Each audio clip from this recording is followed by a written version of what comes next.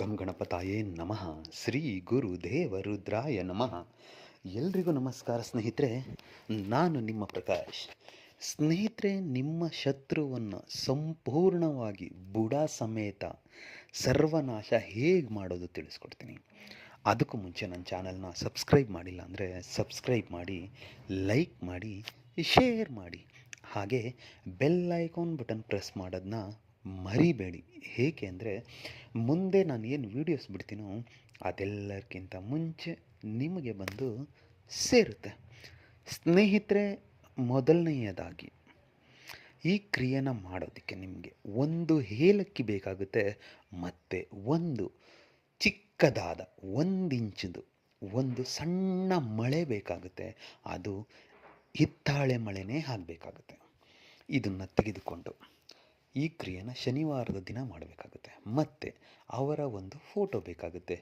ಅವರ ಫೋಟೋ, ಒಂದು ಹಿತ್ತಾಳೆ ಮಳೆ ತುಂಬ ಸಣ್ಣದು, ಮತ್ತು ಒಂದು ಏಲಕ್ಕಿ, ಇಷ್ಟನ್ನು ತೆಗೆದುಕೊಂಡು ಶನಿವಾರದ ದಿನ ದಕ್ಷಿಣ ದಿಕ್ಕಿಗೆ ಮುಖ ಮಾಡಿ ಕುಳಿತುಕೊಳ್ಳಿ. ಮುಖ ಮಾಡಿ ಕುಳಿತುಕೊಂಡು ಆ 3 ವಸ್ತುನ ನಿಮ್ಮ ಕೈಯಲ್ಲಿ ಇಟ್ಕೊಳ್ಳಿ. ಬಲಗೈಯಲ್ಲಿ ಅವರ ಫೋಟೋ, ಏಲಕ್ಕಿ ಮತ್ತು ಮಳೆ, ಇಷ್ಟನ್ನು ನಿಮ್ಮ ಕೈಯಲ್ಲಿ ಹಿಡಿದುಕೊಂಡು ಇವಾಗ ನಾನು ಏನು ಹೇಳ್ತೀನೋ ಮಂತ್ರ, ಈ ಮಂತ್ರನ 1008 ಸಾರಿ ಪಠನೆ ಮಾಡಬೇಕಾಗುತ್ತೆ.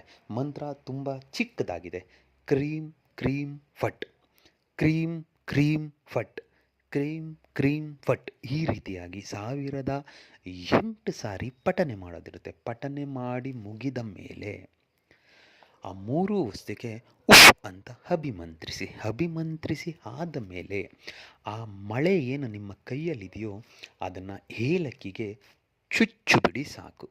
ಚುಚ್ಚಿ ಆದ ಮೇಲೆ ಅವರ ಫೋಟೋ ಏನಿದೆಯೋ ಆ ಫೋಟೋದಲ್ಲೇ ಅದನ್ನು ಫೋಲ್ಡ್ ಮಾಡಿ ಆ 3 ವಸ್ತುನ ತೆಗೆದುಕೊಂಡು ಹೋಗಿ ಯಾವುದಾದ್ರೂ ಸ್ಮಶಾನದ ಹತ್ತಿರ ಮಣ್ಣಿನಲ್ಲಿ ಹೂಳು ಬಂದ್ಬಿಡಿ ಸಾಕು. ಆಮೇಲೆ ನೋಡಿ, ನಿಮ್ಮ ಶತ್ರು ಏನಿದಾರೋ ಅವರು ಬುಡ ಸಮೇತ ಸರ್ವನಾಶ ಆಗೋದ್ರಲ್ಲಿ ಒಂದು ಮಾತಿಲ್ಲ. ಖಂಡಿತ ಈ ಕ್ರಿಯೆ ಆಗುತ್ತೆ ಸ್ನೇಹಿತರೆ. ಮಾಡಿ. ಎಲ್ರಿಗೂ ಮಂಗಳವಾಗಿ.